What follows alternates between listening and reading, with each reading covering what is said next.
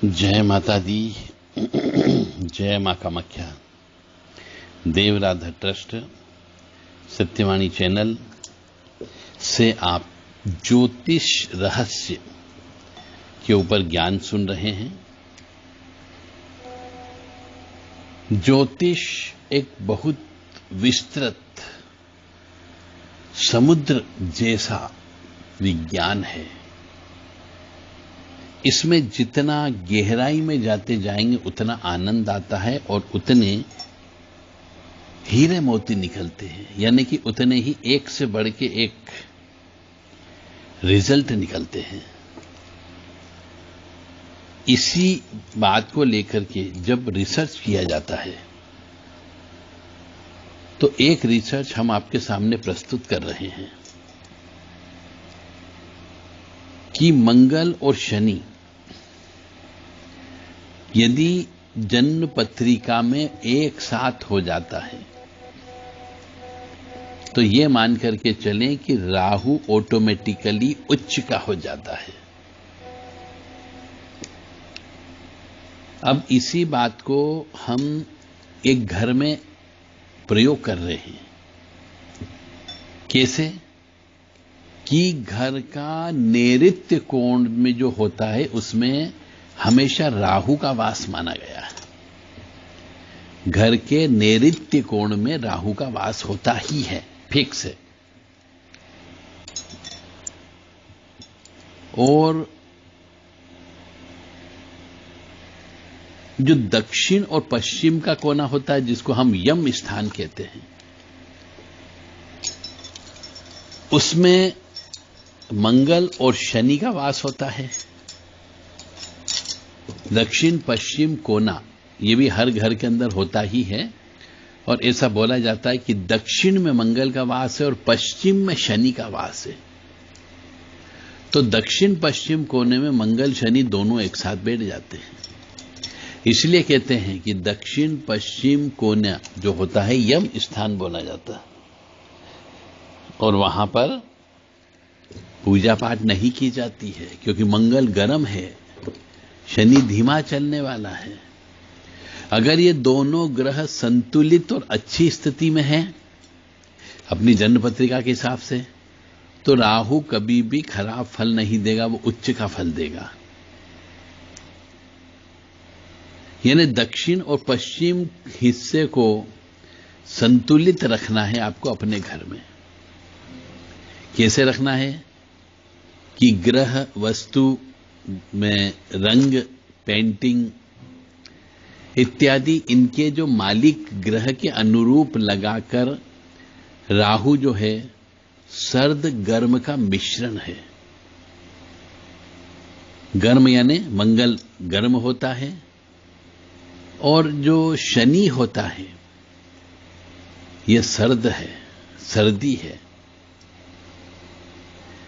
तो जब शरीर में, अब हम आगे चलते हैं रिसर्च में, कि जब शरीर में सर्दी और गर्मी दोनों हो जाती है तो इंसान जो मनुष्य जो होता है पागल जैसी स्थिति में आ जाता है। मंगल की अग्नि यदि घट बढ़ जाए तो खराब करेगी और शनि की ठंडक घट बढ़ जाए तो खराब करेगी। इसलिए दोनों का मिश्रण बराबर रखने से दिमाग ठंडा रहता है, दुरुस्त रहता है, अच्छा रहता है और मनुष्य अच्छे से सोच समझकर फैसले लेता है।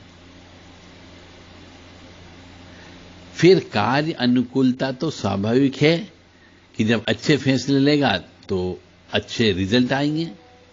इसलिए मंगल शनि की युक्ति में राहु जो है उच्च का बताया गया है। यह हमेशा ध्यान रखें कि जब भी मंगल शनि की युक्ति किसी की भी जन्म पत्रिका में हो, यानी एक साथ बैठा हुआ हो, तो मान के चले राहु जहां पर भी होगा वह उच्च का फल देगा। अक्सर ये जो युति होती है ये घातक चोट भी दे देती है।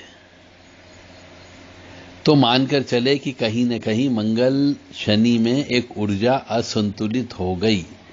यदि चोट ज्यादा लगती रहती हो तो मान के चले कि दोनों में इम्बैलेंस हो गया है।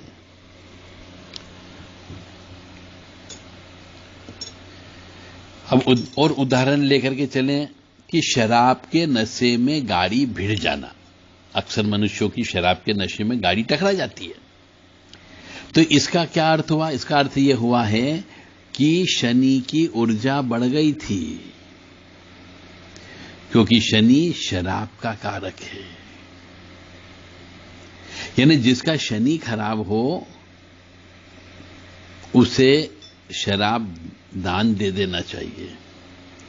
और नशा जो होता है यह राहु है, यानी शराब जो है वह शनि है और नशा जो है राहु है। लेकिन यहां मंगल बिगड़ गया, शराब का नशा गया, मतलब राहु घुसा तो खून में ही, जिसका कारक मंगल है, और आवेश जब आया तो गाड़ी टकरा दी। तो इसका मतलब यहां पे हुआ कि शराब के नशे में यदि गाड़ी टकरा जाती है तो आप समझ जाओ कि शनि, राहु और मंगल तीनों का कॉम्बिनेशन जब होता है तब एक्सीडेंट होते हैं। तो हमेशा ध्यान रखें, अपना दक्षिण पश्चिम कोना संतुलित होना चाहिए, गड़बड़ नहीं होना चाहिए, अन्यथा उसमें रहने वाले मनुष्यों के ऊपर राहु का प्रभाव बढ़ जाता है।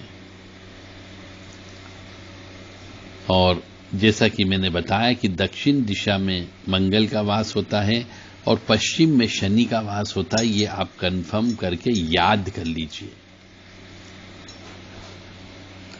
जय माता दी, जय मां कामाख्या।